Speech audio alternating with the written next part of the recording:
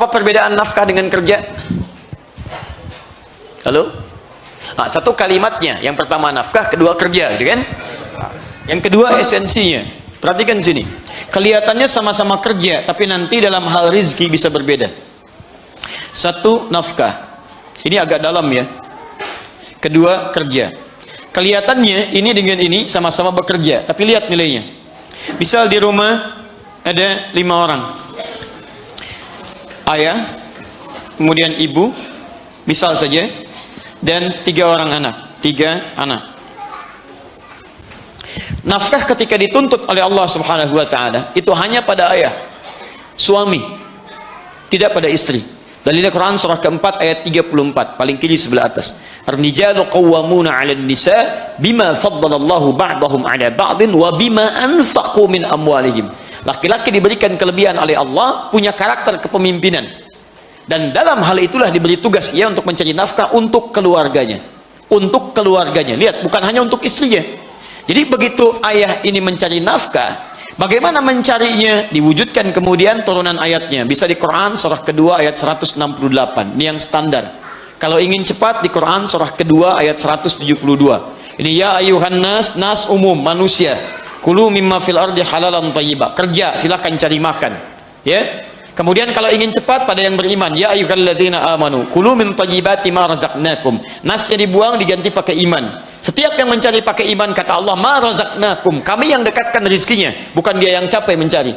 Jadi kalau anda merasa beriman, rizki anda susah, coba dicek. Mungkin kedekatan anda dengan Allah kurang. Itu poinnya, sebab Allah berjanji orang beriman itu saya dekatkan rizkinya. Kalau anda beriman jauh dengan rizki, mungkin iman anda bermasalah, kurang dekat anda dengan Allah Subhanahu wa taala.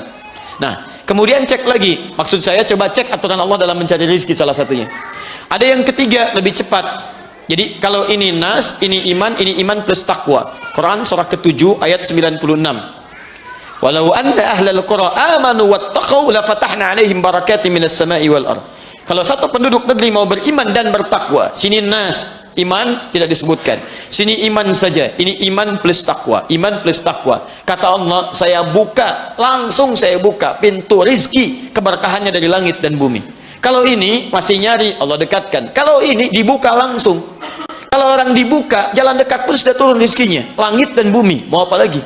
Makanya ketika Maryam meningkatkan takwanya kepada Allah, dia konsentrasi ibadah mendekat kepada Allah, Zakaria mengantarkan bekalnya alaihi salam, tiba-tiba di dalamnya sudah ada.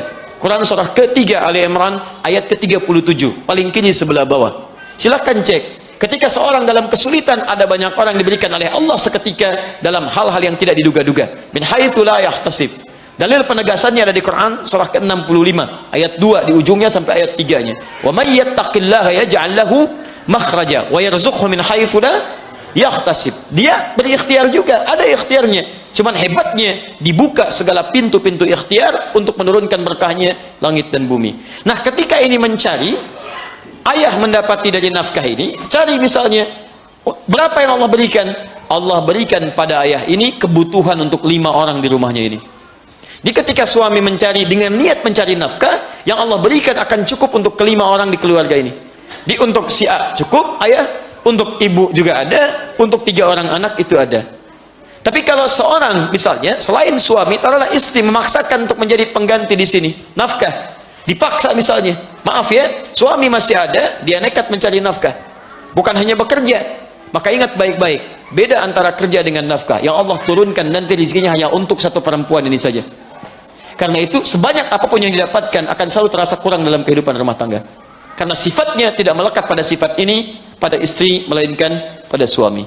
Paham sampai sini? Nah, jadi ini yang saya maksudkan, sifat nafkah hanya melekat pada ayah, tidak melekat pada ibu. Karena itulah kemudian ketika ayah dapatkan, bukan cuma untuk dirinya, ada untuk istrinya, ada untuk anaknya, untuk anak-anak difikirkan. Kadang Masya Allah, mohon maaf ya, demi Allah saya katakan, ada sesuatu yang tak terlukiskan. Kadang-kadang anak belum lahiran, bapaknya udah nyiapkan sampai dengan persiapan sekolahnya. Ini begini, ini untuk kampusnya, ini investasinya, ini tanah sekian, rumah ini untuk si kakak, rumah ini untuk si adik. Padahal anak aja belum lahir yang pertama. Dan luar biasa. Kemudian cari lagi, maksimalkan lagi. Jadi ketika Allah berikan akan cukup untuk satu keluarga. Tugas ayah di situ. Paham sampai sini?